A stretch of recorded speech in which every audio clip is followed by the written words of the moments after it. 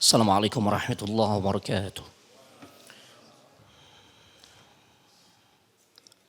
Innal hamdalillah nahmaduhu wa nasta'inuhu wa nastaghfiruhu wa nastahdihi wa na'udzu billahi min shururi anfusina wa min sayyiati a'malina. May yahdihillahu fala mudilla lahu wa may yudlil fala hadiya lahu. Ashhadu an la ilaha illallah wahdahu la syarika lahu wa ashhadu anna Muhammadan 'abduhu wa rasuluhu la nabiyya wa la rasula ba'dah. Allahumma salli wa sallim ala nabiyyina Muhammadin wa ala alihi wa ashabihi ajma'in.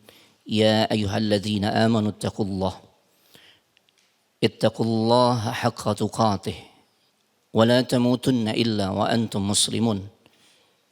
Ya ayyuhalladzina amanu ittaqullaha wa qulu qawlan sadida yuslih lakum a'malakum wa yaghfir lakum dhunubakum wa may yuti'illaha wa rasulahu faqad faza fawzan 'azima. Wa ba'd, fa inna asdaqal hadits kitabullah wa khairal hadi hadi Muhammadin sallallahu alaihi wa alihi wasallam wa syarrul umuri muhdatsatuha wa kullu muhdatsatin bid'ah wa kullu bid'atin dhalalah wa kullu dhalalatin finnar. Amma ba'd. Bapak-bapak, ibu-ibu, adik-adik sekalian, jamaah salat maghrib Masjid Raya Cipinang Muara yang semoga dimuliakan oleh Allah Subhanahu wa taala. Alhamdulillah, kita sangat bersyukur kepada Allah Subhanahu wa taala. Di malam hari ini memasuki pertengahan bulan Rajab 1447 Hijriah yang juga bertepatan dengan tanggal 4 Januari 2026. Bi'aunillahi wa taufiqihi, dengan pertolongan serta taufik dari Allah Subhanahu wa taala, kita semua bisa kembali dipertemukan dalam majelis yang mulia, yaitu majelis ilmu. Seperti biasa di kesempatan malam hari ini, di setiap Ahad malam Senin pekan pertama, kita akan kembali melanjutkan pelajaran kita yang berkaitan dengan pembahasan Sirah An-Nabawiyah, perjalanan hidup manusia terbaik yang Allah pernah utus ke muka bumi, dan beliau menjadi suri tauladan kita, yang dimana kita juga sangat berharap atas izin Allah kita nanti mudah-mudahan bisa mendapatkan syafa'atul uzma dari beliau di hari kiamat kelak. Tidak lain, beliau adalah kekasih hati kita, Nabi kita tercinta, Nabi Muhammad sallallahu alaihi wa alihi wasallam. Adapun tema yang akan kita angkat di kesempatan malam hari ini berkaitan dengan sosok yang amat sangat spesial di hati Nabi sallallahu alaihi wasallam, sosok yang begitu setia mendampingi perjuangan Nabi sallallahu alaihi wasallam selama 25 tahun berdakwah, dan beliau adalah sosok pendamping hidup yang dengan segala pengorbanannya, yang dengan penuh keikhlasan, pengorbanan yang luar biasa, yang sampai-sampai begitu berkesannya dirinya di hati Nabi sallallahu alaihi wasallam, sehingga keluarlah ucapan dari seorang yang lisannya sangat suci, lisannya jujur. Tidak lain, beliau adalah Nabi kita Muhammad sallallahu alaihi wasallam ketika beliau mengatakan, inni qad ruziqtu hubbaha, sesungguhnya aku diberikan rizki oleh Allah berupa cintanya Khadijah, istri beliau radhiyallahu taala anha, semoga Allah meridhai dirinya. Jamaah, enggak semua wanita diuji dengan kemuliaan, dan enggak semua kemuliaan itu berbentuk harta ataupun nama besar. Ada kemuliaan yang ternyata bentuknya adalah al-mahabbah atau cinta, jemaah. Namun enggak semua cinta itu Allah berikan sanjungan yang sampai begitu tinggi, jemaah. Ya, laisat kullu imra'atin tubtala bi an tuhabba minan nabi sallallahu alaihi wasallam. Enggak setiap wanita diberikan kesempatan oleh Allah, diuji dengan dicintai oleh Nabi sallallahu alaihi wasallam. Karena cinta Nabi sallallahu alaihi wasallam itu bukan cinta biasa tentunya. Ia bukan cinta yang didasari atas rupa. Bukan karena harta.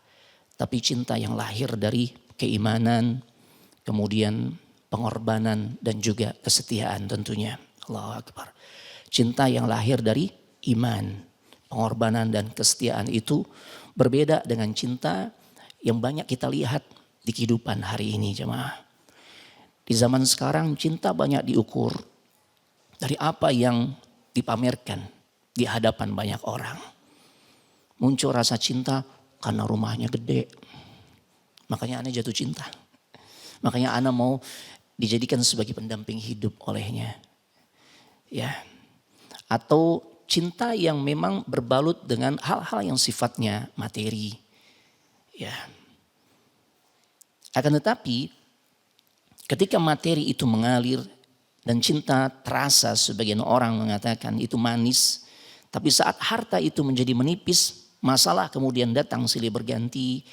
Atau kehidupan udah gak lagi diliputi dengan barang-barang branded gitu ya. Maka biasanya cinta itu akan goyah. Makanya ada ungkapan, ada uang abang sayang, gak ada uang abang melayang. Masya Allah. Ya, itu sebagian kalangan yang memang konsep cintanya itu berdasarkan materi jemaah. Ibunda Khadijah mencintai Rasul sallallahu alaihi wasallam bukan saat beliau dalam kondisi mapan jemaah. Bukan saat beliau adalah sosok yang dipuja-puja. Tapi justru cinta itu hadir saat beliau, itu Nabi kita Muhammad sallallahu alaihi wasallam berada pada puncak ujian yang sangat berat. Dicemooh, difitnah, dicaci maki, disakiti secara fisik, secara psikis. Allahu Akbar. Ya. Dan kemudian hadirlah sosok seorang pendamping hidup yang bernama Khadijah bintu Khuwailid. Ya, cinta yang benar-benar tulus. Ya, cinta yang benar-benar tanpa syarat jemaah. Allahu Akbar. Dan cinta seperti inilah yang tidak bergantung pada sesuatu yang sifatnya materi. Dia enggak rapuh oleh keadaan. Dan justru saling menguatkan iman, ya, dan bukan justru menghabiskan jemaah. Jemaah yang semoga dimuliakan oleh Allah Subhanahu wa taala, ya. Terlebih tema kajian kita ini memang lebih menitik beratkan kepada nasihat buat para ummahat, dan ini sebagai bentuk keberpihakan ajaran Nabi sallallahu alaihi wasallam, yaitu ajaran Islam, agama Islam kepada kaum ummahat. Ya. Jadi bagi para ummahat, pertanyaannya bukan lagi seberapa mahal cinta itu terlihat jemaah. Tapi sebenarnya pertanyaan mendasarnya adalah sejauh mana cinta kita tuh bisa menenangkan iman sang suami dan menguatkannya saat ujian di dunia, ya, itu sedang menerpa dirinya, maka cinta atau kehadiran cinta ibu-ibu itu akan menguatkan suami. Masya Allah. Walaysa kullu hubbin yadhkuruhu Allahu fis sama'. Ini menunjukkan ketinggian cintanya Ibunda Khadijah. Enggak setiap cinta disebutkan Allah, ya, di hadapan makhluknya yang ada di langit. Allah puji-puji bagaimana keutamaan Ibunda Khadijah. Sampai-sampai Allah menyampaikan salam. Jemaah, Allah nyampaikan salam untuk seorang hambanya. Ada yang pernah dapat titipan salam dari Pak Gubernur? Hah? Ada? Kayaknya kalau kita nih dapat titipan salam dari Pak Gubernur, udah pasang status kayaknya ya. Alhamdulillah, Ana dititipin salam. Atau Pak Gubernur salam buat Ana. Masya Allah. Kayaknya captionnya udah dibikin jadi status tuh di akun medsosnya. Masya Allah. Ini luar biasa jemaah. Adapun sosok yang kita akan pelajari keistimewaannya ini, dia sosok wanita yang luar biasa. Beliau sampai-sampai Allah nitip salam kepada dirinya jemaah. Allahu Akbar. Ini luar biasa jemaah. Ya, sosok yang amat sangat spesial. Ada seorang wanita yang tatkala dirinya telah wafat, imra'atun qad matat walakinna Rasulullah sallallahu alaihi wasallam lam yazal yadhkuruha. Sosok seorang wanita yang sebenarnya dirinya telah meninggalkan kehidupan dunia, telah wafat. Namun Rasul SAW nggak pernah tuh berhenti menyebutkan namanya. Allahu Akbar. Ya, nah, sampai-sampai salah satu istri beliau mengungkapkan dengan penuh kejujuran, "Ma ghirtu 'ala imra'atin lam araha qat mithlu ghairati 'ala Khadijah." Aku nggak pernah merasakan kecemburuan kepada seorang wanita pun yang sebenarnya aku nggak pernah lihat dia. Tapi kecemburuanku tuh begitu besar. Seperti kecemburuan diriku kepada Khadijah. Ungkapan siapa nih jemaah? Ibunda Aisyah. Sportif ya. Masya Allah. Satu sisi beliau mengungkapkan cemburu sama Khadijah. Ya, namun di sisi lain ya pujian pun beliau tetap sampaikan untuk sosok wanita yang satu ini. Nggak pernah beliau ngelihat ya sosok yang bernama Ibunda Khadijah. Tapi kecemburuannya begitu besar. Allahu Akbar. Ini jemaah. Ya, sosok wanita ini adalah sosok wanita yang sangat mulia yang bernama Khadijah bintu Khuwailid radhiyallahu taala anha. Beliau bukan seorang wanita biasa. Beliau adalah istri pertama Rasulullah SAW. Orang yang pertama kali beriman. Rumah pertama ya yang dimana dakwah Islam itu muncul jemaah. Itu dalam rumahnya Rasul bersama Ibunda Khadijah. Ya Allah. Nah, kemuliaan Ibunda Khadijah itu enggak muncul tiba-tiba setelah Islam datang jemaah. Jadi ternyata beliau sudah mulia bahkan sebelum wahyu turun tentang penobatan diri sang suami menjadi seorang Nabi dan Rasul. Masya Allah. Kanat Khadijah mra'atan syarifatan fi qawmiha. Khadijah adalah seorang wanita yang terpandang di tengah kaumnya. Ya. Namanya saat itu belum didengar, ucapannya ya namanya belum dikenal, ucapannya belum didengar. Kehormatannya dijaga di tengah masyarakat Quraisy yang terkenal keras. Ternyata Khadijah berdiri menjadi sosok wanita yang penuh dengan wibawa. Ya. Tanpa perlu menunjukkan kecantilan ya yang sebagaimana banyak ditampakkan oleh wanita-wanita di zaman sekarang yang tidak mau ya mengamalkan pesan-pesan Nabi sallallahu alaihi wasallam. Ya. Wanita yang memang Allah berikan kelebihan dari sisi harta. Tapi ternyata di sisi lain beliau adalah sosok wanita yang bersih dan terjaga. Wa kanat dzata malin wa tijarah. Beliau adalah seorang wanita yang memiliki harta dan usaha perdagangan yang sangat maju. Ya. Namun maaf, kekayaan itu enggak membuat dirinya liar jemaah. Enggak membuat dirinya rusak, enggak membuat dirinya menjadi sombong, enggak. Wa kanat tulaqabu fil jahiliyah bit-tahirah. Bahkan di masa jahiliyah ya. Beliau sudah terkenal dengan sebutan wanita yang suci jemaah. Allahu Akbar. Jadi sebelum masuk Islam belum ada perintah salat 5 waktu dan beliau juga tentu belum melaksanakannya, belum ada puasa Ramadan dan sebagainya ya. Tapi ternyata beliau sudah terkenal sebagai sosok wanita yang suci jemaah. Masya Allah.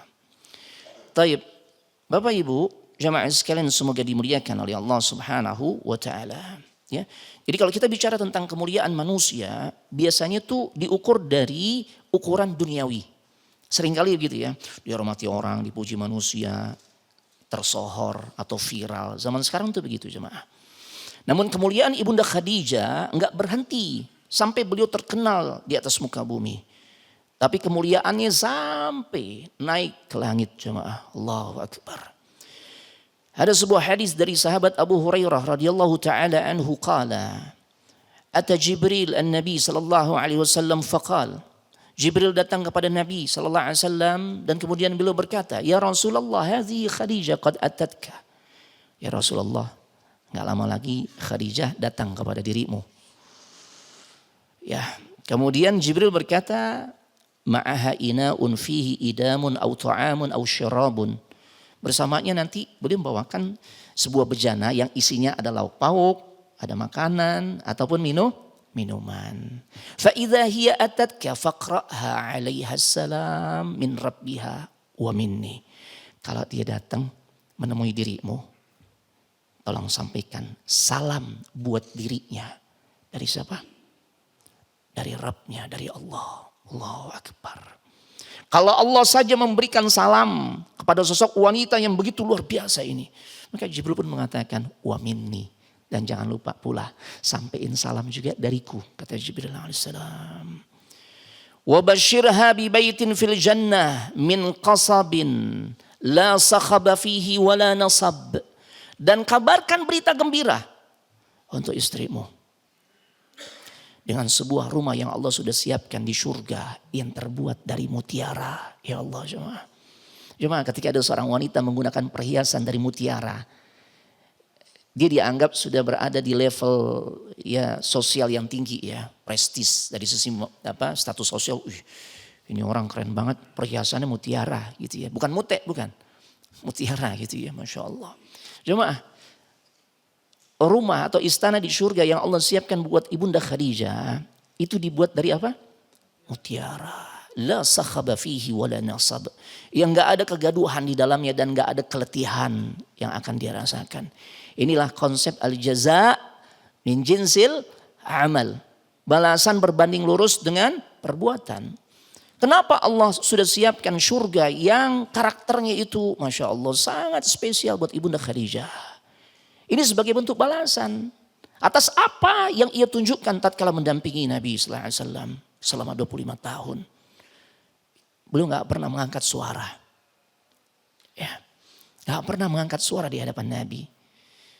Gak pernah juga, berarti kalau ngangkat suara aja gak pernah, melototin juga gak pernah ya. Iya kan. Karena kan tentu melototin tuh levelnya lebih berat lagi dibandingkan ngangkat suara gitu ya. Kalau ngangkat suara kan bisa jadi karena kaget gitu ya. Tapi kalau udah melototin tuh itu kan ekspresi marah orang ya.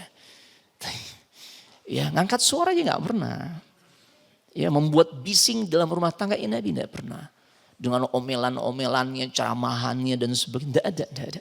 Makanya Allah kasih surga yang Allah persiapkan untuk Ibunda Khadijah itu tenang. Masya Allah. Padahal kan rumah tangganya luar biasa ya. Berapa anak yang beliau asuh. Dan tanpa asisten. Bahasa sekarang tuh tidak pakai babysitter jemaah. Itu Ibunda Khadijah semua yang asuh tuh. Berapa anak yang Allah karuniakan. Ya. Untuk Nabi saat hidup bersama Ibunda Khadijah 6 jemaah. Ya Allah anak 6. Kita anak 1 aja ya Allah. Gimana? Kadang-kala keluar dari lisan sebagian ibu-ibu. Ya di saat udah melahirkan yang pertama. Kira-kira setahun berjalan. Suaminya bilang, yang kita program nambah lagi. Enak aja begitu kan. Bang rasain capeknya tuh kan. Abang sih enak, nah itu ya. Artinya bukan hal yang gampang jemaah. Itu berat jemaah. Mengasuh 6 orang anaknya di masa lalu, di kehidupan masa lalu. Yang minim dengan sarana dan prasarana. Allahu Akbar. Ya otomatis kan itu potensi untuk kepancing emosi, ya enggak? Sehingga ngomel-ngomel, gede gak? Apalagi di rumah tangganya Nabi, sebagian ahli sejarah mengatakan bukan cuma 6 orang anaknya itu yang berasal dari ya pernikahan beliau dengan Nabi sallallahu alaihi wasallam. Sebelum dinikahi oleh Nabi sallallahu alaihi wasallam, sebagian muarrikhin mengatakan Ibunda Khadijah kan pernah menikah 2 kali dan punya anak 3. Berarti totalnya 6 tambah 3 berapa? 9. Allahu Akbar. Ditambah lagi siapa sosok anak kecil yang juga hidup dalam rumah tangganya Nabi bersama Ibunda Khadijah. Sepupunya Nabi. Anaknya Abu Talib. Karena Rasulullah SAW merasa berhutang budi kepada pamannya itu Abu Talib. Yang mengasuh dirinya dari sejak kecil. Dari sejak usia 12 tahun dengan penuh cinta kasih. Makanya beliau mengajarkan konsep ya orang yang pandai bersyukur kepada Allah adalah orang yang pandai berterima kasih kepada manusia. Apalagi kepada manusia yang berbuat baik kepada dirinya. La yashkurullah man lam yashkurin nas. Aikamakal. Tidak disebut seseorang itu pandai bersyukur kepada Allah jika dia enggak pandai berterima kasih kepada manusia. Khususnya yang telah berbuat baik kepada dirinya. Makanya Nabi mengajarkan konsep balas budi. Beliau panggil pamannya, beliau berdiskusi dengan pamannya itu adalah Abbas ibn Abdul Muttalib. Ketika melihat Abu Talib ya yang kehidupan ekonominya tidak masuk kategori mapan, enggak. Menengah ke bawah, anaknya banyak. Maka beliau berbicara kepada pamannya Al-Abbas. Bagaimana kalau ini ya kurang lebih ya aikamakal. Beliau rembukan untuk mengasuh salah satu di antara putranya Abu Talib. Akhirnya disepakati. Ya. Rasulullah SAW mengasuh Ali. Nah, kemudian Al-Abbas ibn Abdul Muttalib mengasuh Ja'far. Makanya ada nama sahabat Ja'far ibn Abi Talib, saudaranya Ali itu, yang wafat di perang Mu'tah. Dan kemudian Nabi katakan, isna'u li alu Ja'far, isna'u li ali Ja'far ta'aman. Ya, tatkala Ja'far ibn Abu Talib wafat, maka kemudian Nabi katakan di perang Mu'tah saat itu, buatkan makanan untuk keluarganya Ja'far. Karena sesungguhnya mereka sedang tersibukkan hatinya dengan duka cita yang mendalam. Gak kepikiran urusan makan tuh. Apalagi ngebuat atau bikin makanan. Makanya tetangga, saudara, kerabat datang bawain makanan. Keren gak jemaah syariat Islam? Luar biasa ya. Orang Islam itu seharusnya orang paling baik jemaah. Iya, orang yang paling berempati dengan orang-orang yang sedang mengalami kesusahan. Bukan ngerepotin. Bergeser gak nilai ini? Hah? Sunnah ini bergeser gak? Kalau ada yang kematian, tetangga kita atau kerabat kita, ya, sunnahnya itu kita yang menghibur mereka yang sedang berduka dengan bawain makanan.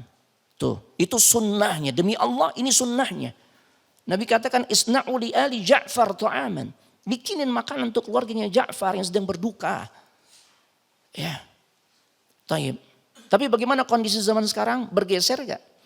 Bergeser. Bukan kita yang bawain makanan, tapi kita nenteng makanan. Oh iya, dikasih satu bahkan minta dua. La haula wala quwwata illa billah. Ini terjadi jemaah. Ya, luar biasa. Jadi kita kembali ke tadi ya. Masya Allah nih, Ali bin Abi Thalib di bawah asuhan Nabi bersama Ibunda Khadijah. Berarti tadi udah 9. Tambah Ali berapa? 10. Allahu Akbar. Kelar. Rumah tangganya ada 10 anak kecil yang diasuh dengan penuh rasa sayang, rasa cinta. Tanpa pernah Ibunda Khadijah mengangkat suara. Ternyata enggak. Ada lagi tambahan jemaah. Ya, siapa budak yang kemudian dihadiahkan oleh Ibunda Khadijah saat beliau dinikahi oleh Nabi sallallahu alaihi wasallam? Ya, Ibunda Khadijah menghadiahkan untuk Nabi sallallahu alaihi wasallam. Dan budak itu masih kecil. Yang kemudian budak ini kemudian beliau adalah sosok sahabat yang mulia, hidup di dalam rumah tangganya Nabi bersama Ibunda Khadijah. Siapa? Zaid ibn Al-Harithah. Berapa jadinya jemaah? 11 anak jemaah. Allahu Akbar. Gak pernah itu teriak-teriak, gak pernah jemaah. 11 anak di rumah tangganya. Gak pernah. Allahu Akbar. Ya, ibu-ibu, ini nih ada sesuatu yang menarik bu ibu. Perhatikan kapan salam yang malaikat Jibril alaihissalam sampaikan ya kepada Ibunda Khadijah. Yang kemudian Jibril sampaikan kepada Nabi Muhammad untuk disampaikan kepada istrinya. Bahwasanya Allah nyampaikan salam untuk dirinya. Itu ternyata titipan salam dari Allah untuk Ibunda Khadijah. Bukan saat Ibunda Khadijah masih dengan penampilan yang penuh dengan kemewahan. Bukan saat beliau berada di majelis-majelis besar sesama komunitasnya. Boleh jadi mungkin bahasa sekarang ini ya para sosialita. Iya kan lingkungan Ibunda Khadijah begitu. Beliau adalah sosok pengusaha terkaya jemaah di Jazirah Arab. Terkaya ini, luar biasa. Ya. Kapan salam dari Allah itu disampaikan? Ternyata bukan saat dirinya sedang disanjung-sanjung karena kemewahan atau keberlimpahan harta yang beliau miliki. Bukan saat itu. Tapi ternyata titipan salam yang disampaikan oleh Jibril alaihissalam kepada Nabi sallallahu alaihi wasallam untuk kemudian Nabi menyampaikan kepada istrinya Khadijah. Salam itu dari Allah, Rabbul Izzati wal Jalalah. Saat Ibunda Khadijah datang ngebawain makanan untuk suaminya. Membawakan apa? Lauk pauk, makanan, minuman. Sesuatu atau hal yang setiap hari ibu-ibu lakukan. Berarti ini aktivitas yang remeh atau aktivitas yang spesial bu? Spesial bu. Maka ibu-ibu berbanggalah. tatkala mendapatkan kesempatan dari Allah Subhanahu wa taala menjalani aktivitas itu. Karena di momen itulah Allah Subhanahu wa taala menyampaikan salam kepada Ibunda Khadijah. Allahu Akbar. Ini bukan aktivitas kaleng-kaleng ini. Yang sebagian kalangan tuh mengatakan, enak banget jadi suami, tinggal makan. Kita yang direpotin. Enggak. Aktivitas ini, momen ini yang kemudian menjadi sebab Allah nyampein salam kepada Ibunda Khadijah. Allahu Akbar. Karena tentunya apa yang dijalani oleh Ibunda Khadijah saat menyiapkan makanan untuk Nabi, itu didasari dengan iman, didasari dengan rasa cinta, didasari atas dasar kesetiaan, rasa pengagungan kepada sosok yang Nabi katakan huwa jannatuki au naruki. Suami itu di hadapan para istri, dia adalah menjadi pintu surga atau nerakamu. Allahu Akbar. Ibu-ibu ya, capek iya, lelah iya, ngebetein iya, ngebosenin iya. Tapi di balik itu semua Allah gak pernah sia-siakan. Ibunda Khadijah diantaranya tuh dimuliakan oleh Allah tatkala Allah nitipkan salam untuk dia sampaikan. Ya, untuk Nabi sampaikan kepada dirinya itu saat Ibunda Khadijah ngebawain makanan. Momen inilah Allah ya mengabadikannya dalam bentuk memberikan salam dari langit. Allahu Akbar. Ya. Kemudian Allah menjanjikan baitan fil jannah la sakhaba fihi wala nasab. Rumah di surga tanpa kegaduhan dan tanpa kelelahan. Kenapa balasannya seperti itu? Ya karena memang Ibunda Khadijah mengkondisikan rumah tangganya bersama Nabi bukan tempat untuk menghakimi Rasul, bukan tempat untuk menuntut Nabi sallallahu alaihi wasallam saat beliau dalam keadaan lelah. Bukan tempat untuk menambah beban Nabi sallallahu alaihi wasallam, bukan. Tapi tempat untuk menguatkan, menenangkan keimanan Nabi sallallahu alaihi wasallam. Ya. Ini jemaah. Allahu Akbar. Ibu-ibu, ya, dan kemuliaan Khadijah ini tidak hanya dimulai dari hal-hal besar. Ternyata ya di antaranya dimulai dari hal-hal yang tampak sepele di hadapan manusia. Nyambut suami, nyiapin makanan, menjadi tempat ketenangan buat hati suami di saat dirinya pulang. Cuma yang menjadi pembeda, ya sekalipun aktivitas ini pun bisa dijalani oleh banyak wanita. Tapi yang menjadi pembeda adalah apa yang dilakukan oleh Ibunda Khadijah itu diniatkan untuk Allah. Ini nih. Disinilah pentingnya bab ikhlas. Amalan kecil menjadi besar nilainya di sisi Allah jika didasari dengan keikhlasan. Begitu sebaliknya. Amalan yang kelihatannya besar, mewah di hadapan manusia, tapi akan menjadi kecil. Tusaghiruhu bin niyah. Dengan sebab niat yang salah. Ya. Memang gak ada tuntutan. Pertanyaannya itu bukan apakah aku memang harus bisa sehebat Ibunda Khadijah. Enggak. Gak akan mungkin siapapun wanita bisa menyaingi kemuliaan Ibunda Khadijah. Karena Nabi SAW sudah mengatakan tentang bagaimana kemuliaan sosok Ibunda Khadijah. Beliau adalah salah satu di antara beberapa wanita yang merupakan wanita-wanita terbaik sepanjang masa. Ya, Nabi pernah mengatakan sebaik-baik wanita yang ada di muka bumi ini di antaranya Khadijah. Kemudian putri beliau Fatimah. Kemudian siapa lagi? Ibundanya Nabi Isa, Maryam bintu Imran. Satu lagi siapa? Bininya Fir'aun, Asiyah bintu Muzahim. Nah dari sini kita paham tidak ada manusia ya, di kalangan wanita yang mampu mengungguli kemuliaan 4 wanita tadi. Ya. Akan tetapi apakah hal-hal kecil yang dilakukan ibu-ibu di rumah itu ternyata bisa menenangkan keimanan suami atau justru melelahkannya? Karena poin itu yang ternyata ditunjukkan oleh Ibunda Khadijah sehingga pada akhirnya beliau begitu amat sangat mulia di sisi Allah. Ini ya.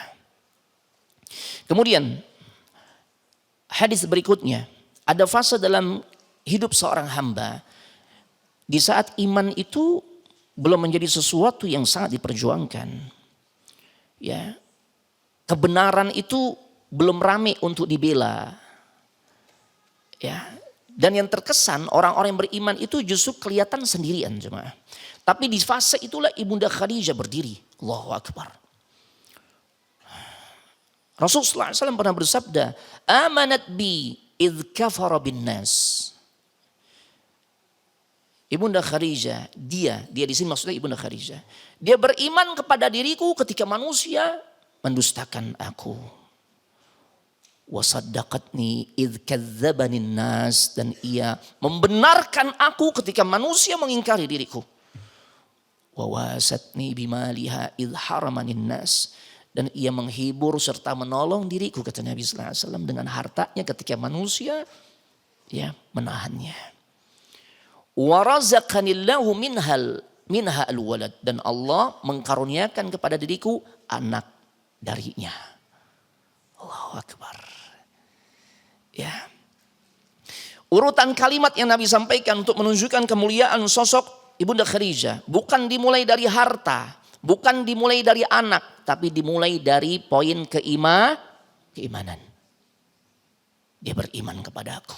Allahu Akbar. Ibunda Khadijah menunjukkan pembelaan, membela kebenaran sebelum kondisi aman jemaah. Kita kan nih Masya Allah kondisi kita aman. Melaksanakan ajaran Islam dengan aman. Beribadah ya kita bebas. Mau bikin kajian, mau sholat jamaah. Atau syiar-syiar Islam lainnya pun kita dengan bebas bisa melaksanakannya. Ibunda Khadijah menunjukkan pembelaan terhadap kebenaran. Sebelum kondisi aman jemaah. Bayangkan. Bukankah siapa wanita syahidah pertama dalam Islam? Ibunya Ammar, Sumayyah, ya, ketahuan masuk Islam, meregang nyawa jemaah. Allahu Akbar. Ditusuk tuh dari bagian kemaluannya oleh Abu Jahal CS. Ya Allah, ini jemaah. Ibunda Khadijah sudah menunjukkan sosok yang membela kebenaran sebelum kondisi aman jemaah. Mendukung dakwahnya Nabi sallallahu alaihi wasallam sebelum jelas hasil yang bisa diperoleh oleh Nabi dari hasil perjuangan dakwahnya. Ya. Dan beliau memilih Rasul sallallahu alaihi wasallam sebagai pendamping hidupnya saat resikonya tentu sangatlah besar jemaah. Bahkan beliau belum pernah merasakan buah manis keberkahan atau keberhasilan dakwahnya bersama Rasul sallallahu alaihi wasallam atau dakwahnya Rasul sallallahu alaihi wasallam bersama dirinya. Ya kan? Kan beliau wafat 3 tahun sebelum Rasulullah SAW hijrah ke Madinah. Itu masih fase-fase berat banget tuh. Sampai-sampai tahun di mana Ibunda Khadijah wafat disebut oleh para ahli sejarah dengan sebutan Amul Hazan. Tahun kesedihan. 3 tahun sebelum hijrah. Itu kan lagi fase-fase puncak tuh. Nabi dan kaum muslimin mengalami berbagai macam kezaliman, penindasan dan sebagainya. Ya Allah. Beliau sudah muncul jemaah. Lu sudah hadir dengan penuh kesetiaan mendampingi Nabi. Dia nggak nunggu Islam kuat dulu, nggak nunggu masyarakat menerimanya, nggak. Ya, beliau nggak menunggu Nabi sampai berada pada puncak kejayaan, enggak. Tapi beliau berdiri dengan begitu kokoh, dengan penuh kesetiaan saat semua atau kebanyakan manusia saat itu menjauh dari Nabi sallallahu alaihi wasallam. Masya Allah. Momen yang kita semua sering dengar. Saat Nabi sallallahu alaihi wasallam awal pertama kali menerima wahyu dalam keadaan gemetar dan mengatakan kepada dirinya, zammiluni, selimutin aku wahai istriku Khadijah. Oh ya Allah. Khadijah datang memberikan ketenangan untuk Nabi dan dia tidak berkata, ya siapa suruh pakai menyepi tuh. Di atas gunung lagi bikin capek aja tuh kan. Kan enggak. Apa keluar kalimat kayak gitu? Enggak ada. Kenapa sih laki-laki datang pulang pakai panik? Gak pantas tahu? Ya enggak ada jemaah kayak gitu, enggak ada. Jangan aneh-aneh lah bang. Enggak ada. Enggak gitu jemaah. Tapi beliau mengatakan, membesarkan hati Nabi sallallahu alaihi wasallam dengan mengatakan, la yukhzikallahu abada. Allah enggak akan pernah menyengsarakan dirimu wahai suamiku. Allahu Akbar. Ini bukan kalimat spontan jemaah. Ini kalimat yang lahir dari keimanan yang kuat. Ya. Dan bagaimana ini kalimat lahir dari sosok wanita yang benar-benar mengenal siapa Rabbnya. Oh, luar biasa. Allahu Akbar. Ya, ibu-ibu, nggak semua suami itu diuji dengan kekurangan harta. Sebagian diuji justru dengan keletihan iman, lagi down, lagi nggak bisa move on nih suami Anda saat ya. Atau sebagian diuji dengan keraguan tentang kepercayaan dirinya. Atau diuji dengan tekanan demi tekanan yang dia alami di lingkungan yang dia berada di dalamnya. Dan di saat seperti itu, istri bisa menjadi dua hal, kata para ulama. Pertama, istri bisa memainkan peran untuk menenangkan suaminya. Atau justru sebaliknya, istri ternyata hadir menjadi pihak yang menambah beban di sisi sang suami. Khadijah memilih untuk menjadi sosok yang menenangkan sang suami. Luar biasa jemaah.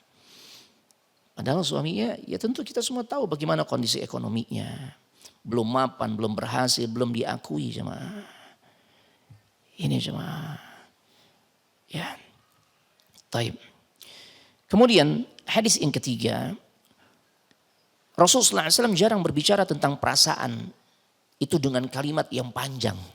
Makanya kan gaya beliau menyampaikan nasihat itu bentuknya jawami'ul kalim. Ucapannya ringkas, simple, tapi syarat kandungan makna. Syarat ilmu. Ya. Jarang Rasul SAW mengungkapkan perasaan dengan kalimat yang panjang. Namun ketika menyebut tentang sosok Ibunda Khadijah, beliau mengucapkan satu kalimat yang sangat jujur dan penuh dengan kedalaman. Ya Masya Allah. Di saat Ibunda Aisyah berkata, "Ma ghirtu ala imra'atin Nabi sallallahu alaihi wasallam, ma ghirtu ala Khadijah." Aku enggak pernah cemburu kepada seorang wanita pun seperti kecemburuan diriku kepada Khadijah, kata Ibunda Aisyah. "Wa ma ra'aituha." Padahal aku enggak pernah atau belum pernah melihatnya. Walakin kana an-nabiy sallallahu alaihi wasallam yukthiru dzikraha. Namun Nabi sallallahu alaihi wasallam memang terlampau sering sekali menyebut-nyebut namanya. Khadijah tuh. Ya. Wa kana yaqul, dan Ibunda Aisyah mengatakan dan beliau pernah berkata tentang Ibunda Khadijah, "Inni qad ruziktu hubbaha." Sesungguhnya aku telah diberikan rizki berupa cintanya Khadijah. Ya Allah. Bapak Ibu, biasanya rezeki itu kita pahami bentuknya apa? Harta. Fulus. Atau orang sekarang bilang cuan gitu ya. Anak termasuk rezeki ya. Jabatan? Oh iya dong Ustaz gitu ya. Namun Nabi SAW menyebut cinta sebagai apa? Rizki. Inni qad ruziktu hubbaha. Sesungguhnya aku benar-benar diberikan rizki oleh Allah berupa cintanya Khadijah kepada diriku. Nabi nyebut cinta itu sebagai rizki. Ini pelajaran besar Bapak Ibu. Ya. Di sisi lain memang tidak semua cinta itu adalah bentuk rizki. Karena ada cinta yang justru melemahkan iman. Ada gak? Karena saking cintanya sama anak sama istrinya. Jadi apa yang diinginkan oleh anak istrinya sekalipun itu pelanggaran dari sisi hukum Allah dikerjakan. Berarti kan ini cinta yang melemahkan iman. Ya. Ada cinta yang membuat hati kita lelah. Ada cinta yang membuat rumah tangga atau rumah itu terasa begitu sempit. Ada. Tapi cinta Khadijah radhiyallahu taala anha karena sifatnya menguatkan Rasul sallallahu alaihi wasallam di saat Nabi sedang membutuhkan support dari seorang pendamping hidup, menenangkan jiwanya dan menambah keteguhan imannya. Maka cinta yang seperti inilah yang kemudian dengan lisan suci Nabi sallallahu alaihi wasallam beliau katakan sebagai rizki yang mahal dari Allah Subhanahu wa taala. Karena memang cintanya Ibunda Khadijah itu tidak menuntut. Anak sekarang bilang cinta tanpa syarat, unconditional love. Ya, anak sekarang kan suka bikin-bikin istilah ya. Sebenarnya dari dulu udah ada tuh diajarin dalam agama kita gitu ya. Taib. Cinta yang tidak menuntut di saat sulit. Cinta yang gak ada terus itu dibanding dengan pihak-pihak lain. Gak ada. Ya, cinta yang benar-benar siap untuk melakukan beragam macam pengorbanan. Sebagai penutup sebelum kita sambung lagi setelah nanti kita melaksanakan sholat isya berjamaah. Jadi beliau mencintai ya bukan atas dasar hal-hal yang sifatnya duniawi. Beliau mencintai atas dasar karena Allah Subhanahu wa taala, bukan atas dasar kenyamanan. Maka cintanya Ibunda Khadijah benar-benar menjadi penopang dari dakwahnya Nabi sallallahu alaihi wasallam, bukan menjadi penghalang jalan Nabi sallallahu alaihi wasallam di dalam berdakwah. Barakallahu fikum. Assalamualaikum warahmatullahi wabarakatuh. Cek bismillah. Assalamualaikum warahmatullahi wabarakatuh. Bismillah, alhamdulillah. Wassalatu wassalamu ala Rasulillah wa ala alihi wa ashabihi wa man tabi'ahu wa mawala la hawla wa la quwwata illa billah. Ma ba'd. Tapi Bapak-bapak, Ibu-ibu jamaah sekalian semoga dimuliakan oleh Allah Subhanahu wa taala. Ada satu hal yang juga perlu kita perhatikan ketika dijelaskan dalam riwayat tadi yukthiru dzikraha. Beliau itu Nabi sallallahu alaihi wasallam itu sering menyebut nama Ibunda Khadijah. Bukan sekali, bukan dua kali, bukan tiga kali, tapi berulang-ulang. Terlebih ketika Ibunda Khadijah telah wafat pun Rasulullah SAW tetap sering menyebutkan namanya. Ya, bahkan di saat sebenarnya Nabi SAW telah memiliki istri-istri yang lain. Namun nama Khadijah nggak pernah hilang dari lisan Nabi SAW dan juga dalam hati Nabi SAW. Ini menunjukkan satu hal yang penting, ya, cinta itu dibangun dengan dasar keimanan dan pengorbanan, maka tidak akan pernah terkubur oleh yang namanya waktu, jemaah. Allahu Akbar. Kalau cinta hanya didasari atas sesuatu yang sifatnya materi, maka seiring materi itu telah hilang, maka cinta itu pun pasti akan memudar, jemaah. Tapi kalau cinta dibangun atas dasar iman dan pengorbanan untuk Allah Subhanahu wa taala, maka dia tidak akan terkubur oleh waktu, jemaah. Allahu Akbar. Nabi sallallahu alaihi wasallam terus menyebutkan nama Ibunda Khadijah. Ya, karena memang dari sini kita mendapatkan pelajaran berharga. Jasa orang lain tuh nggak boleh dilupakan, jemaah. Apalagi jasa orang yang memang setiap hari mendampingi kehidupan kita, mendampingi hidup kita, jemaah. Ya, pengorbanan itu nggak boleh dihapus. Kesetiaan itu adalah sesuatu yang layak untuk kita kenang, jemaah. Makanya Rasulullah SAW setia banget tuh dengan Ibunda Khadijah. Makanya selalu memori beliau teringat dengan sosok istri yang satu ini. Sebagaimana Ibunda Khadijah setia mendampingi Nabi di dalam perjuangan. Allahu Akbar. Bapak Ibu jamaah sekalian semoga dimuliakan oleh Allah Subhanahu wa taala. Ibunda Aisyah cemburu pada sosok wanita yang gak pernah beliau temui. Ya, biasanya kan kecemburuan itu muncul atau lahir karena kehadiran sosok yang menjadi pesaingnya. Ya, saingannya itu kompetitornya kelihatan gitu ya. Gitu ya. Kompetitor atau saingannya itu masih hidup. Nah, biasanya muncullah kecemburuan. Oh, iya, gitu kan. Apalagi kalau terdengar ungkapan-ungkapan yang berisikan pujian terhadap kompetitornya tersebut. Oh, biasa kecemburuan itu akan semakin bertambah. Namun cemburunya Ibunda Aisyah ini sesuatu yang sangat berbeda. Dengan jujurnya beliau mengatakan, aku cemburu kepada seorang wanita yang aku gak pernah ketemu dengannya. Allahu Akbar.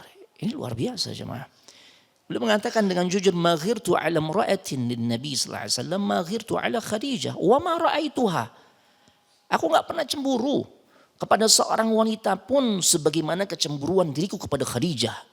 Padahal aku gak pernah melihatnya. Ya, ini jemaah. Taib. Dan ada sesuatu yang menarik jemaah. Ini sebagai penutup kajian kita di malam hari ini. Walakin kana an-nabiy sallallahu alaihi wasallam yukthiru dzikraha wa rubbama dhabaha asy-sya thumma yuqatti'uha a'dha'an thumma yab'athuha fi sadaiqi Khadijah. Ya. Dan terkadang Nabi sallallahu alaihi wasallam tatkala menyembelih seekor kambing, lalu kemudian beliau memotong-motong bagian daging kambing tersebut dan mengirimkannya kepada sahabat-sahabat Khadijah. Ya Allah. Jadi Ibunda Aisyah cemburu, beliau tidak cemburu karena Nabi menyebut wanita lain yang masih hidup. Enggak. Justru beliau cemburu karena jejak Khadijah itu terlalu kuat ya, dalam kehidupan Nabi sallallahu alaihi wasallam. Masya Allah. Makanya sampai-sampai namanya tuh sering banget disebut. Jasanya dikenang, kebaikannya terus dilanjutkan oleh Nabi sallallahu alaihi wasallam. Masya Allah. Ya jadi inilah konsep cinta yang gak berhenti hanya sebatas mengandalkan perasaan jemaah. Ya, tapi berlanjut cinta itu seharusnya berlanjut dalam wujud apa? Amal-amal kebaikan. Ini penting. Ya, karena waktu kan biasanya bisa menghapus banyak hal. Ya, waktu umumnya bisa menghapus banyak hal. Yang tadinya cantik jadi kurang cantik. Yang tadinya glowing jadi nggak glowing. Yang tadinya gagah jadi nggak gagah. Ya, taib kan seperti itu jemaah. Tapi pengorbanan yang didasari dengan keikhlasan itu akan semakin terang justru jemaah. Semakin dikenang, semakin hidup. Makanya Ibunda Khadijah udah wafat, cintanya menjadi semacam rujukan perbandingan. Ya, bagi istri-istri Nabi setelahnya. Ini keren banget jemaah. Kecemburuan Ibunda Aisyah itu bukan didasari atas sifat hasad. Enggak, ini yang perlu kita pahami. Ya, karena beliau biasanya kalau hasad itu melihat sesuatu itu yang namanya ainul hasad. Kacamata seseorang melihat dengan didasari sifat hasad. Nah, itu melihat kebaikan menjadi sesuatu yang buruk. Mau sebaik apapun objek yang dilihatnya, pasti kalau yang digunakan itu menggunakan kacamata hasad atau iri, itu akan menjadi buruk. Tapi kenyataannya, faktanya, riwayat-riwayat yang diungkapkan oleh Ibunda Aisyah, satu sisi belum mengungkapkan perasaannya yang cemburu kepada Khadijah, namun di sisi lain beliau juga menyampaikan kelebihan-kelebihan Ibunda Khadijah. Satu-satunya istri Nabi yang memberikan keturunan untuk Nabi sallallahu alaihi wasallam. Dan banyak hal lainnya. Ini jemaah, Allahu Akbar, ini menarik jemaah. Ibunda Aisyah juga menjadi sebuah contoh tauladan, menjadi sosok tauladan, misalian. Bagaimana tatkala seseorang ketika nggak bisa menyembunyikan perasaannya, fadhol itu manusiawi. Cuma tetap sisi objektivitas harus dikedepankan, ditunjukkan. Kadang-kala kan orang nggak gitu. Orang tuh kalau udah benci, udah iri, udah mau sebaik apapun sosok yang dia dengkiin, itu pasti yang terlihat dari dirinya apa? Keburukan. Ya. Kalau Ibunda Aisyah enggak. Beliau pernah juga dibakar api cemburu tatkala Nabi akan menikahi Ummu Salamah. Dan terdengar kabar Ummu Salamah itu sosok wanita yang jamilah. Imra'atun jamilah. Oh, kebakar cemburu. Oh iya, itu wajar, manusiawi. Ya, persaingan antar wanita, antar madu gitu ya. Masya Allah. Ya, makanya gak gampang jemaah. Ya, lebih dari satu tuh gak gampang jemaah. Ya. Kita kadang hanya menyoroti sunnah Nabi. Iya, tapi saat ada konflik, pakai juga sunnah Nabi. Giran pas ada konflik, sunnahnya hilang tuh kan. Ambil jalan pintas, kan gak fair. Kan gitu. Ya, ini Masya Allah. Ibunda Aisyah sering kali mengekspresikan kecemburuannya. Bukan hanya kepada Khadijah, kepada Ummu Salamah juga demikian. Dan bahkan terdengar kabar Nabi akan menikahi Ummu Salamah, sosok wanita yang sangat cantik. Ya. Dan kemudian penasaranlah Ibunda Aisyah. Seberapa cantik sih? Akhirnya ketemulah Ibunda Aisyah dengan Ummu Salamah. Belum melihat. Apa yang beliau ungkapkan? Ternyata kecantikannya melebihi apa yang aku kira. Objektif gak jemaah? Tuh. Ada nuansa iri gak di situ? Tidak ada. Fitrahnya cemburu, wajar. Tapi gak didasari atas iri hati. Karena terbukti sampai dia katakan ternyata kecantikan yang ada pada sosok Ummu Salamah melebihi apa yang aku persangkakan. Objektif banget jemaah. Karena kalau kacamatanya dengan kacamata hasad kan ada aja. Make upnya doang tebel itu tuh kan. Cantik. Itu kalau gak make upan juga oplas kali itu oplas tuh kan. Oplas tau Pak ya? Operasi plastik gitu kan. Ibunda Aisyah luar biasa. Ya. Nah, cemburu Ibunda Aisyah bukan atas dasar iri, tapi karena standar cinta yang ditinggalkan oleh Ibunda Khadijah begitu tinggi. Allahu Akbar. Ini dia nih. Dan ini menjadi sebuah pesan buat kita semua. Ya, sebenarnya ibu-ibu bisa menuliskan ya sejarah tentang kebaikan-kebaikannya sendiri itu dalam kehidupan sang suami. Memang enggak dengan pena, tapi dengan sikap, pengorbanan, kesetiaan itu. Sebagaimana yang ditunjukkan oleh Ibunda Khadijah. Allahu Akbar. Ya. Bapak Ibu, jamaah sekalian semoga dimuliakan oleh Allah Subhanahu wa taala. Ya, terlebih ketika kehidupan yang kita jalani semakin terus berjalan ya. Kayak sekarang kita udah masuk 2026. Ya, ketika pasti kita nanti akan menua atau sudah menua ya. Nah, dan bahkan nanti telah tiada jemaah. Ya, apa yang akan diingat jemaah? Apakah kebaikan yang terus hidup di saat sebenarnya kita sudah meninggalkan alam dunia ini? Doa-doa yang terus mengalir ke kita sebagai ungkapan cinta dari orang-orang dekat kita? Atau justru keluhan yang membekas di saat kita sudah tidak ada di dalam kehidupan dunia ini jemaah? Ya Allah. Karena ketahuilah jejak cinta sejati itu bukan yang rame saat hidup. Tidak hanya seperti itu jemaah. Tapi yang tetap hidup saat kita udah tiada ini jemaah. Kayaknya bagus buat statusnya. Nah, ya. Jejak cinta sejati itu bukan yang rame, yang heboh ya saat kita hidup. Bukan.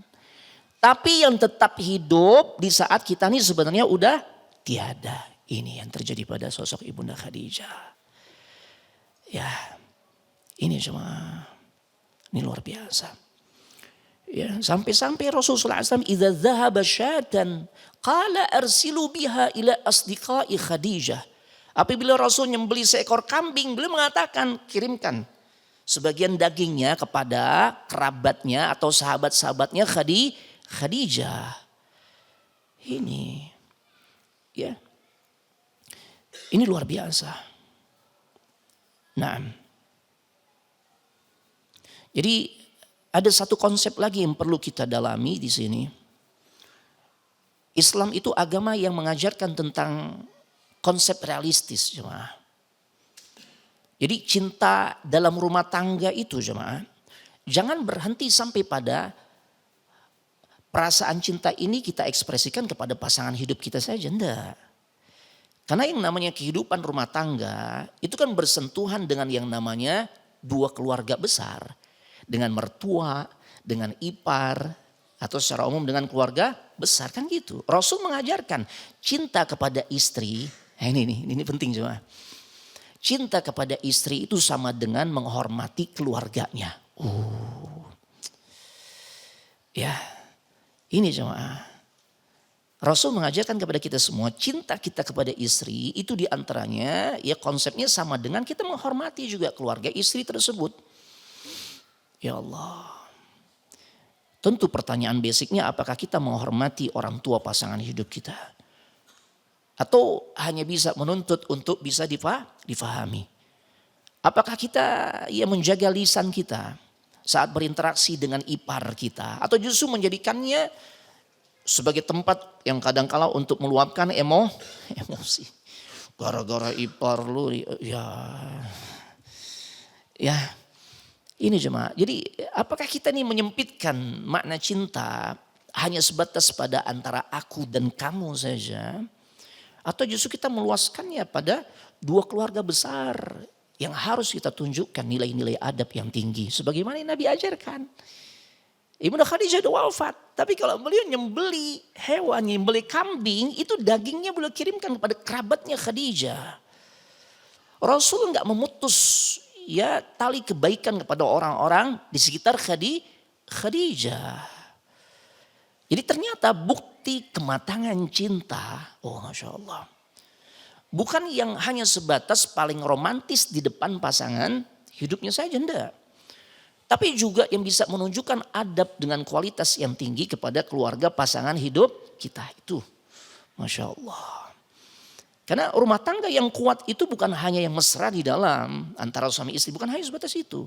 Tapi juga yang bisa memunculkan ketenangan dalam sebuah relasi ya dengan keluarga besar. Ya, ini. Apalagi kita suami kadangkala kita akui atau tidak. Ya.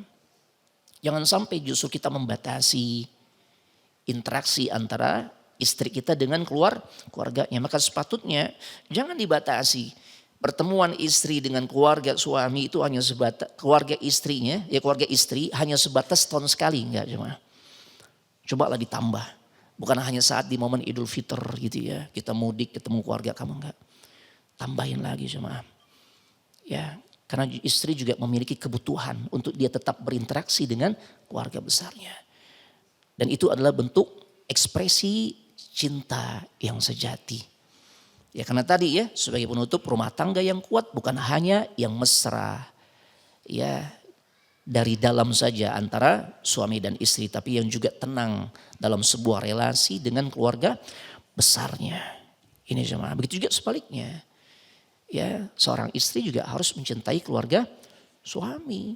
Makanya jangan halangi suami untuk dia menunjukkan ketaatan kepada orang tuanya, khususnya ibunya, justru support. Ya. Kemuliaan suami yang ia dapatkan karena kebaktiannya kepada kedua orang tuanya, maka bisa menjadi jalan kemuliaan juga buat si istri. Ya pasti dapat dong. Kalau istri mensupport suaminya untuk ya berbakti kepada orang tuanya. Maka nilai keutamaannya tidak hanya didapatkan oleh sang suami, tapi juga oleh orang-orang yang menyertainya, yaitu istrinya. Ya, jadi seharusnya kita semua menjadi support system ya untuk melakukan kebaikan-kebaikan ya dalam kehidupan keluarga kita bersama kedua keluarga besar. Allahu taala a'la wa alam. Adapun terakhir ya, anak khawatir nanti ibu-ibu merasa Ustaz kayak gitu mulu yang kena. Bukan gitu, enggak. Ini kan yang kita bahas tentang sosok Ibunda Khadijah. Bukan untuk menghakimi, tapi kita sedang mencari ya pelajaran-pelajaran berharga dari sosok beliau. Dan ini memang ya lebih titik beratnya kepada kaum wanita. Dan pesan terakhirnya ya apa di antara hal yang menjadikan Ibunda Khadijah itu menjadi sosok istri yang begitu spesial. Di antaranya ini buat kita khususnya bapak-bapak, ana dan antum semua. Karena sesungguhnya yang mengatakan tidak lebih baik dibandingkan yang mendengar. Kita sedang sama-sama belajar. Nabi memuliakan istri dengan amanah dan kejujuran. Oh, coba aja. Di saat beliau lagi ada masalah, beliau nggak lari ke tempat-tempat lain tuh, tempat hiburan dan sebagainya. Padahal saat itu udah ada. Tapi beliau justru jadikan rumahnya sebagai tempat untuk bisa berbagi, untuk saling menguatkan.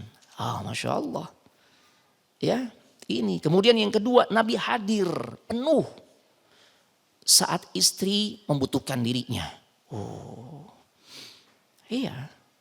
Ini luar biasa. Nabi selalu hadir. Kemudian yang ketiga, Nabi sering memuji istri.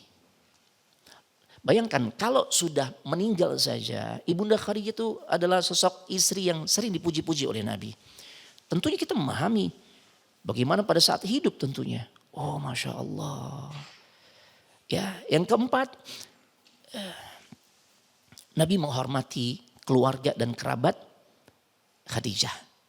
Ini juga nih Pak. Ya, Nabi nyembelih kambing, bagian ya potongan kambingnya, daging kambingnya itu dibagikan untuk kerabat-kerabatnya Khadijah atau sahabat-sahabatnya. Ya, jadi wujud cinta ke istri itu kita buat rumus sederhana. Wujud cinta seorang suami kepada istri diantaranya diekspresikan dalam bentuk menghormati lingkar sosialnya. Tuh. Ya. Taib. Kemudian yang berikutnya, Nabi nggak pernah meremehkan pengorbanan istri. Ya Allah. Ya. Nggak pernah meremehkan pengorbanan istri. Karena apa yang dilakukan oleh istri kita ini adalah hal besar. Masakin kita, melayani kita, menyiapkan segala sesuatu yang menjadi kebutuhan kita. Allahu Akbar. Itu sangat dihargai oleh Nabi sallallahu alaihi wasallam. Ya. Kemudian Nabi adalah sosok suami yang sangat lembut dalam rumah. Bukan sosok yang galak Bu ya. Enggak, ya. Nabi enggak galak, baik banget. Karena kita dapat juga riwayat Nabi membantu pekerjaan istrinya. Dan itu tidak menurunkan wibawa beliau jemaah. Nabi bercanda, ya Masya Allah. Taib. Ini Bapak Ibu yang bisa Anda sampaikan. Wallahu ta'ala a'la wa alam. Ya mudah-mudahan manfaat.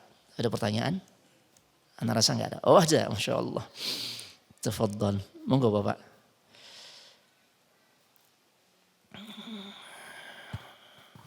Assalamualaikum warahmatullahi wabarakatuh. Waalaikumsalam warahmatullahi wabarakatuh.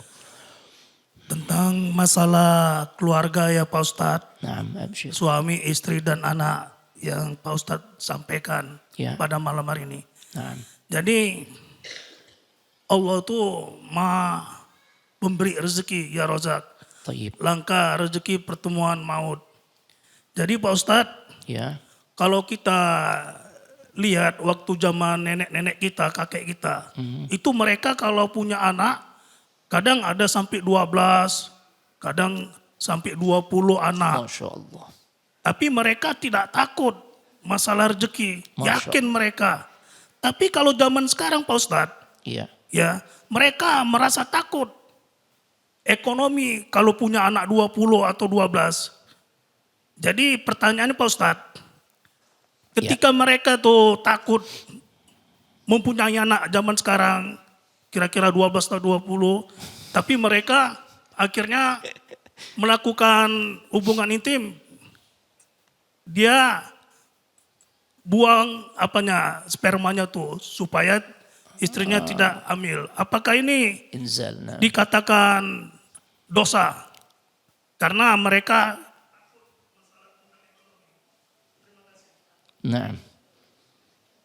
Taib. Barakallahu fiikum. Naam. Iya, yang perlu diketahui terkait dengan masalah keturunan ini ya. Yang dibolehkan adalah tanzimul nasl. Mengatur jarak, mengatur keturunan. Ya, jaraknya. Bukan membatasi Pak ya. Nah itu yang membatasi, itu yang tidak boleh sebenarnya. Ya. Yang hanya punya prinsipnya itu 2 anak cukup. Atau 1 aja udah selesai gitu ya. Nah, adapun kalau untuk dalam rangka dia mengatur jarak itu boleh. Metodenya memang banyak. Di antaranya dengan cara membuang sperma di luar gitu ya. Atau disebut dengan dalam istilah fikih itu al-azl. Ya, hukum asalnya boleh. Para ulama jelaskan. Ya. Hukum asalnya azl itu boleh. Taib. Tapi selama didasari atas niat, bukan untuk menolak kehadiran anak. Nah, ini yang nggak boleh. Tapi untuk mengatur jarak. Misalnya nih, ini anak baru menyusui nih. Ya Allah baru 3 bulan, masih bayi merah atau 2 bulan.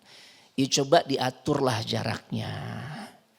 Kan dia juga punya hak untuk bisa mendapatkan ya ASI yang maksimal selama berapa tahun? 2 tahun. Kayak gitu. Namun di sisi lain hasrat biologis tetap ada. Dan itu dijalani tetap, ya silakan. Cuma makanya ada metode yang disebut dengan azl. Ya, tapi azal ini juga harus dengan kesepakatan. Di antaranya kata para ulama fikih, syarat bolehnya azal itu mengeluarkan sperma ya di luar. Itu atas izin istri, Pak. Karena ini menyangkut haknya istri untuk mendapatkan kenikmatan dalam hubungan suami istri. Ini dibahas nih, Pak. Ya, kemudian tidak meniatkan saat melakukan azal itu sebagai bentuk penolakan terhadap keturunan yang Allah akan berikan. Tuh poinnya. Kemudian ada juga memang nilai maslahat yang dibenarkan. Misalnya dari sisi kesehatan atau menjaga jarak yang tadi. Atau dokter mengatakan, bukan hanya satu dokter ya mengatakan, Pak diatur dulu jaraknya Pak. Karena ini akan membahayakan di antaranya sang ibu atau nanti janin yang akan lahir. Nah ini di antara syarat-syarat yang disampaikan oleh para ulama ya terkait hukum azl. Mengeluarkan sperma ya di luar. Ya dan ini pendapat jumhur disampaikan oleh Imam Malik ya, Imam Syafi'i, Hambali, ya, dan juga sebagian ulama Hanafi. Ya, jadi yang nggak boleh azal itu tanpa izin istri. Ya, kemudian dasar azal menolak keturunan secara permanen. Ya, melakukan azal itu mengeluarkan sperma ya di luar itu karena memang gue nggak mau punya keturunan lagi, nah, itu nggak boleh, itu jelas haram. Ya karena tadi orang tua kita aja zaman dulu yang sarananya fasilitas nggak senyaman sekarang 12, cuma bukan berarti juga orang tua zaman dulu kan bisa 12 nikahnya muda Pak. Ya kan kayak Umi Ana tuh 15 tahun udah nikah. Ya kan? Kalau sekarang berapa rata-rata? Kadang-kala 30 tahun baru nikah perempuannya. Ya dipaksain 12 kesian. Ya, ya kan? Kalau 15 tahun logis, ya 15 tahun udah nikah tuh. Kayak Umi Ana 10 Pak. Nah gitu. Tapi kalau yang kondisi seperti wanita sekarang lihat juga ya, ini nikahnya umur berapa. Kalau memang sama polanya seperti orang tua kita zaman dulu, 14 tahun, 15 tahun udah nikah, ya silakan aja buat kesepakatan. Gimana yang kalau kita buat bangga Nabi sallallahu alaihi wasallam dengan banyak anak. Oh gitu. Tapi memang bertahap ya, bertahap. Sampaikan dulu motivasi, at-tashji ya tentang keutamaan memiliki banyak anak. Karena biasanya tuh wanita ya belum siap untuk memiliki banyak anak karena beliau belum mengetahui tentang keutamaannya. Tapi kalau udah tahu keutamaannya, insya Allah ketika suami ingin ya menambah lagi keturunan, dia ngangguk Pak, insya Allah gitu. Ya itu yang anak alami ya. Nah ketika istri tahu keutamaan memiliki banyak anak, Nabi sallallahu alaihi wasallam bangga ya. Dan kita turut menjadi orang yang membuat Nabi sallallahu alaihi wasallam bangga, maka insya Allah keutamaan. Ya jadi itu yang bisa Anda sampaikan. Mudah-mudahan terjawab Pak ya. Nah taib. Dan memang seharusnya kita semua tuh menguatkan nilai tauhid. Ya jadi nggak usah khawatir. Kalau memang Allah karuniakan kita memiliki anak lebih dari satu. Dan itu tidak menyalahi program pemerintah. Enggak. Ya di BKKBN tuh ada slogan 2 anak lebih baik. Tuh. Paham enggak? Itu kan slogannya 2 anak lebih, koma, berhenti di situ. Baik. Tuh. Jadi cara baca yang benar. Ya, 2 anak lebih. Baik tuh, berarti kita banyakin anak gitu loh. Iya, tapi kalau bacanya 2 anak lebih baik, nah itu tuh yang akhirnya. Jadi gitu ya. Nah, barakallahu fikum subhanakallahumma wa bihamdik asyhadu an la ilaha illa anta astaghfiruka wa atubu ilaik. Assalamualaikum warahmatullahi wabarakatuh.